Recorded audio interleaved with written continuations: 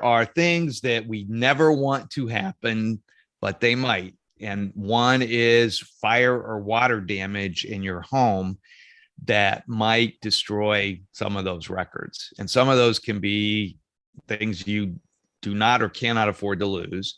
There's also always the concern about theft or loss. Now, when I talk about documents here, I'm also talking about the type of things you might carry in your wallet or purse. So they're not necessarily, 8 by 10 paper documents. They might just be an insurance card or something that will fit right into a slot in your wallet. Those you want to back up to in a lot of cases. And then also just for historic preservation, there are some things that we may just want to pass on to our family members and want to make sure that they're protected. And that's going to vary from individual to individual. And many times you may not need physical copies of these documents, but you just need to access the information. So I'm thinking about warranty information or receipts, account numbers, things of that nature. And also they're easier to find on a computer or a portable storage device or in cloud storage like Google Drive or Dropbox, than rifling through a bunch of file cabinets or boxes in the attic to try to find those. So, sometimes I just got asked the other day, and I forget why, but I was registering for something and they asked for my driver's license number. And I do have my driver's license copied onto my phone. And that part of this was just laziness. My wallet was upstairs, I was downstairs, and I thought I'm just going to look it up on my phone and not even bother to grab it because I do not have my driver's license number memorized. So that's just one example. But one thing to keep in mind is that not all digitized documents will substitute for the original paper version. That's in the eyes of the law. And I don't know how it might differ up in Canada, but I know here in the States, birth certificates, wills, things like that, you have to have the originals somewhere. And a lot of times they may be on file with the state government, but or with the courts, anything like that. But if you do need to get a replacement for yourself, these digital copies can really expedite that, getting the originals replaced. And you think about it, you're just able to prove, yes, this document existed. I just need a replacement for it. So some things to ask yourself are, how important is the document to you, your livelihood, your life?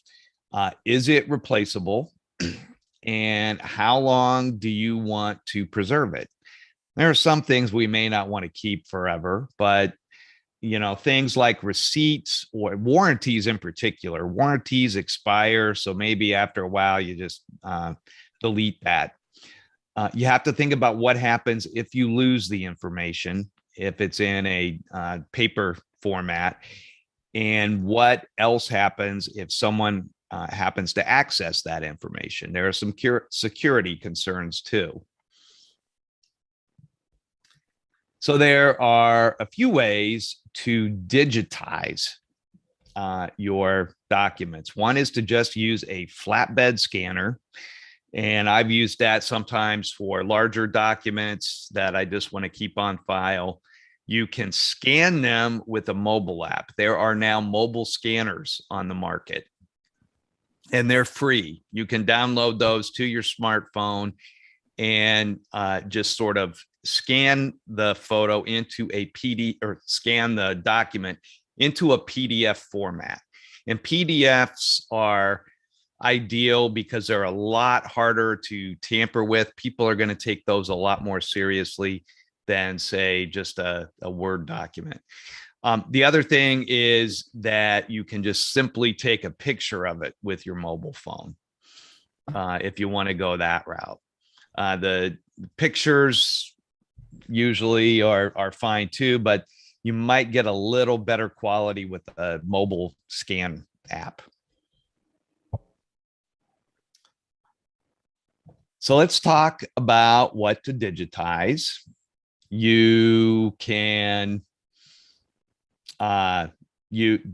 family and personal records, birth certificates, adoption and custody papers, marriage and divorce records, things like that. Good idea to have those on file if you need them. I have a question for you. Yeah. Do we make a list of all the documents that have been digitized? For yourself, you mean? Yeah. Mm-hmm. Yeah. It's not a bad idea to do that. Yeah. And you can also, the other thing you could do, Yvonne, is just create a digital folder, say in your computer or on a cloud app where all of those are contained, and you just know that they're there. So thank you. Couple of alternatives there. Yeah. And here's where I think it's really handy to have digital copies of these driver's licenses and passports. And the scanned copies are not going to be considered valid in the eyes of the law, but they do speed up the replacement process. The other thing is, you say with I gave you that example of my driver's license, also with a passport. Sometimes I just need the number, right? Somebody's asking me for that as I'm filling out a form online, or maybe even if I'm filling out an application somewhere for something and they ask for that passport number. I don't carry my passport with me unless I'm on travel overseas. So having that number tucked somewhere. And I talk about scanning. The other alternative you have is to just, if you've got some kind of note app on your smartphone, just typing that passport number in there to store it there. So either way works. But in situations like that, that comes in really handy. The big thing with passports is that when you lose it or it's stolen when you're traveling overseas, you have to go to the embassy or the consulate to get it replaced. And if you've got a digital copy of it, that's going to really help speed things up. Also, and these are just little asides, it's also not a bad idea to have a passport type digital picture